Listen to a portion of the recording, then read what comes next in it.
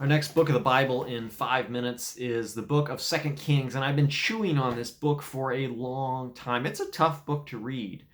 And ultimately, I think what it comes down to is it's the downfall of Israel as this geopolitical force, as Jerusalem is sacked and Judah is sent into exile in 586 BC. And it's this continual, we see poor leadership. We see the Second Kings is a book that teaches us about the effects of poor leadership and what that can have on the people. And specifically, we have these bad kings who are leading the people and their hearts astray from worshiping God.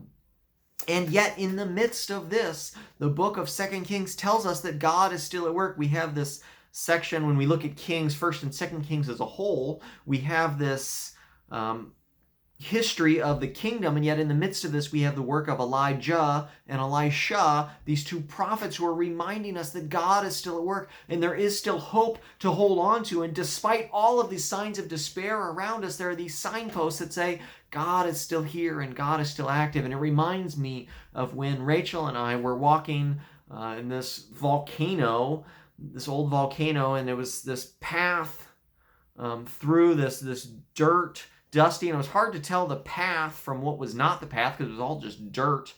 But there were these occasional signposts, and you could kind of sort of see the vague outline of the path. And that's sort of what a lot of these stories in 2 Kings is. They remind us that God is still at work and that there is hope despite all of the despair in the midst. And so 2 Kings starts out and Elijah ascends to heaven in chariots and horses of fire. It's this very dramatic scene. And Elisha is the successor and goes on to perform the same types of miracles that Elijah was performing, still continuing to remind the people that God was at work. And then there was an accountability to someone greater than just the king. And then there's this incredible story of Naaman, who's the Syrian, the commander of the Syrian army, and he has leprosy.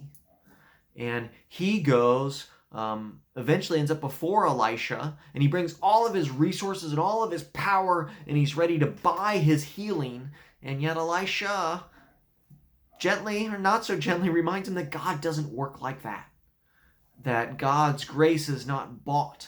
Healing cannot be procured like a good. And so Naaman is miraculously healed and comes to understand the power of God in a way that he hadn't. And then it's amazing, the Syrians come to kidnap Elisha, but there is this army of fire protecting Elisha, and so Elisha prays that the army be blinded and they are sent elsewhere. And we see kind of reminders of God's power in 2 Kings 8 that despite the sin of the people, God does not abandon God's promise. And this is the covenant. God is holding up God's end of the covenant, even if the humans have not held up our end of the covenant. And we see throughout the book continued sin of the people ignoring God's warning. You know, they fell, the nation of Israel falls not because God is not strong, but because of their stubbornness of sin. And in some ways it's like a New Year's resolution that keeps being broken. They get warnings. And Judah has several good kings. Hezekiah and Josiah are both reformers who seek to follow God, but they're followed often by wicked kings who lead the people back astray. And exile comes. So first, Assyria had foreigners come into Samaria, and some married remaining Israelites, leading to the origin of the disagreement with the Samaritans that we see in Jesus' time. Different worship than the Jews who were exiled and then returned.